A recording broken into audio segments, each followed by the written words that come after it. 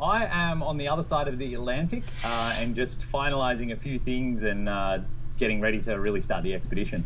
Is everything so far on schedule as you expected? The schedule all along is designed to be fairly flexible. So in that regard, yes, it is on schedule because the schedule is flexible. Well, let's do kind of a brief overview of exactly what you anticipate happening on this 2-year odyssey of yours. I anticipate starting out in Northern Africa and heading down the west coast. And at the moment, plans are in a little bit of flux there as to exactly which countries I'll go to. I'm getting reports from people on the road and people who live in those countries and trying to get a feel for what the situation is like and what the safety situation is. And so I think it'll take approximately a year to travel down the west coast of Africa, more or less. But that's very much in flux, and I don't know that for certain. So, are you having any kind of second thoughts now that you've really embarked on this journey? Oh, there's definitely some nervousness for sure. But it's all part of the adventure and all part of the experience. And it was the same driving into Mexico all those years ago when I did it. And so I can fall back on that experience. I see your Jeep in the background, of course. That's your home away from home. How's that working out?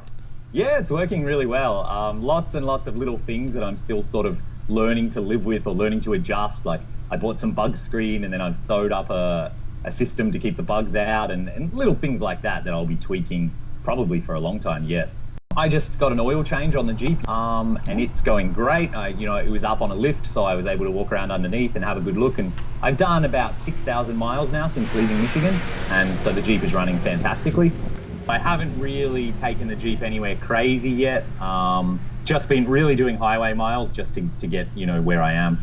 I try really hard to cook all my own meals so I can save money. But I've also been eating out a little bit so I can experience some local food. Have there been any kind of new developments that you hadn't anticipated that have come up so far? Nothing, nothing bad, nothing kind of trip changing, just lots of little day-to-day oddities. My GPS didn't work quite well enough in France, so I was navigating a little bit blind in a country I'd never been to. A few things like that, but nothing crazy. Well, we're lucky to be talking with you right now. Do you think there's going to be an opportunity to kind of follow you along the way and in terms of keeping in contact with you this way? I certainly hope so. I don't know if the video bandwidth will be there, but certainly emails, photos online, and then the odd voice chat, I think is definitely possible. What do you think about the following you've gotten? A lot of people are very interested in what you're doing and how you're doing it.